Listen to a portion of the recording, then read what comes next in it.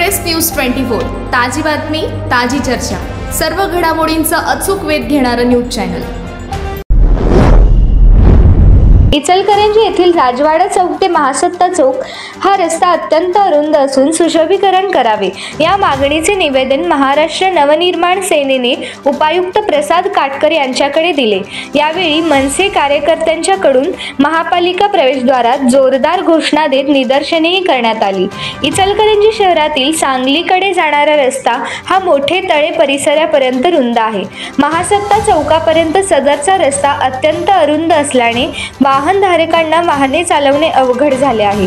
सदरच्या रस्त्यावर दुय्यम निबंधक कार्यालय, शाळा, महाविद्यालय, न्यायालय सकाळी 11 ते 1, सकाळी 5 ते 7 या दरम्यान न्यायालयामध्ये येणाऱ्या वकील व पक्षकारांची संख्या या रस्त्यावर नेहमी गर्दी असते।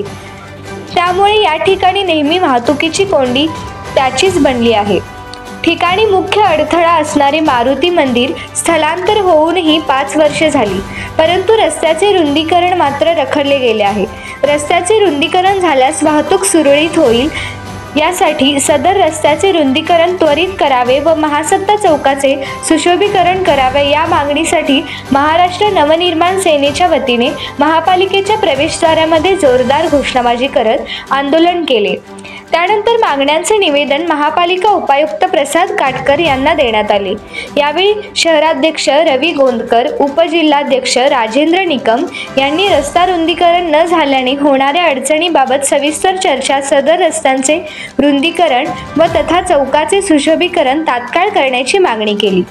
यावेळी उपायुक्त काटकर यांनी सदर रस्त्यावर दोन्ही बाजूला निवासी व व्यापारी इमारती आहेत। भूसंपादनाची प्रक्रिया करणारे काम शासन दरबारी सुरू आहे।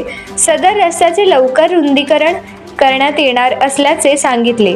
उपतालुका अध्यक्ष मनोहर जोशी, उपतालुका अध्यक्ष शहाजी भोसले, शहर उपाध्यक्ष ऋषिकेश मराठे, शहर सचिव नितीन कटके यांच्यासह मनसे पदाधिकारी उपस्थित होते।